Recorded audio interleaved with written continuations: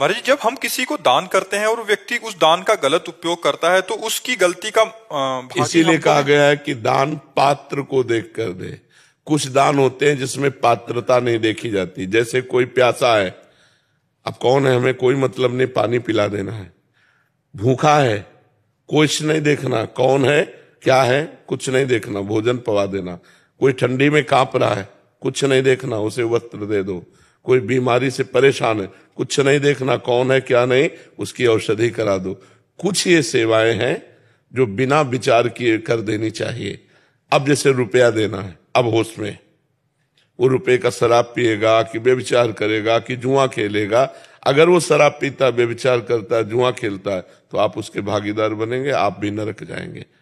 और अगर वो धन आपका भगवान की सेवा में, संत सेवा में, अच्छे कार्यों में लगा, तो आपकी उन्नति होगी। हम दान इसीलिए देते हैं कि हमारा मंगल हो, तो रुपया बहुत होश से देना चाहिए। भोजन, औषधि, वस्त्र, जल हम किसी को भी दे सकते हैं, लेकिन रुपया जब देने की बात हो तब समझ जाना चाहिए कि अब हम देखें पात्र है कि नहीं, हमारे रुपये का सदुपयोग होगा कि नहीं होगा।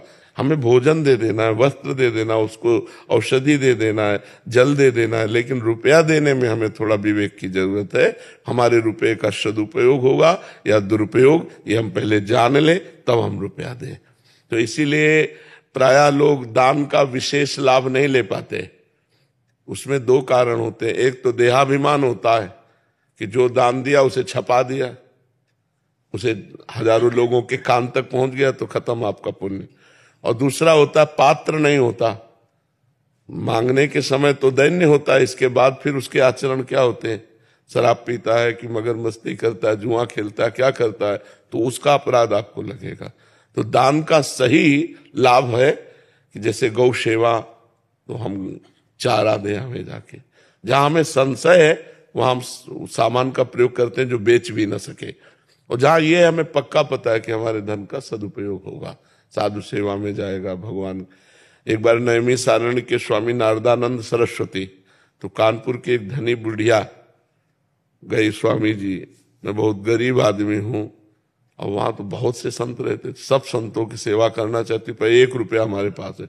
कहा लाओ, 1 रुपया लिया और भंडारी को बुलाया और कहा देखो इसका नमक ले आना और दाल में डाल देना, सब संतों को पाने का हो जाएगा।